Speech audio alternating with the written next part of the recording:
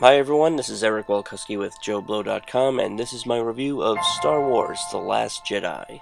Now please keep in mind I literally just saw this movie a few hours ago, so I'm still sort of processing it, but my initial reaction is that it's a terrific piece of large-scale entertainment that is a very welcome addition to the Star Wars franchise. I do not foresee many long-time or new Star Wars fans walking away disappointed.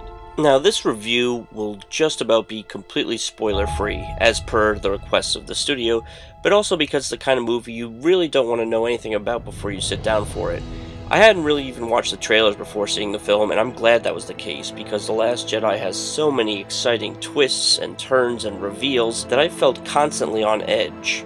And I mean that in a good way, of course. The script is intense and complex, with writer-director Rian Johnson successfully juggling several different storylines and giving ample screen time to a really impressive amount of characters. Seriously, there are so many different people and aliens populating this film, but Johnson ensures no one gets lost in the shuffle.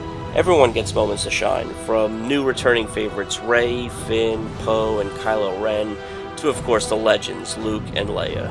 We also get much better looks at Force Awakens minor antagonists Supreme Leader Snoke and General Hux. Several new characters pop up as well, the most significant ones being played by Laura Dern and Benicio del Toro, but I won't tell you too much about them. I will say though that Dern's character has a very interesting arc. The Last Jedi goes some dark places, naturally, but overall the tone is fun and I would even say often heartwarming. And this movie is funny. The Star Wars movies have always had plenty of humor in them, of course, but Johnson really isn't afraid to go all out with the comedy sometimes. Even Luke, shockingly, has several amusing moments, so he's not always the gloomy figure the trailers have made him out to be. The cast is quite excellent, with Mark Hamill and Carrie Fisher being two very noteworthy standouts. Hamill has many fine, poignant moments, as does Fisher, and frankly, it's really hard not to get emotional whenever she's on the screen. Also making an impression is Oscar Isaac, who gets to do more here than he did in The Force Awakens. Daisy Ridley, well, she's as delightful as ever, and John Boyega is just as charming as he was the last time around.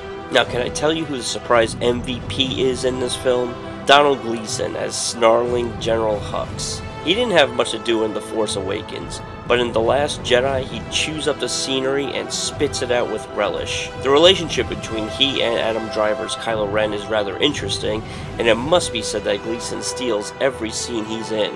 I do have a few issues. There's a long sequence in the second act that feels pretty unnecessary overall, and it introduces a new character I wasn't very crazy about. But this is still a first impression, so maybe my opinion will change upon repeated viewings.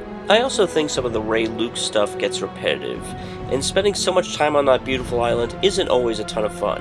And this is the longest Star Wars movie, and it does begin to feel like it after a while. I think a handful of scenes could have been trimmed or cut. Thankfully, there's usually so much going on that your attention won't stray for long. Oh, and in case you were wondering, and you probably were, the Porgs are just fine. Not in it too much, not too distracting, just cute enough.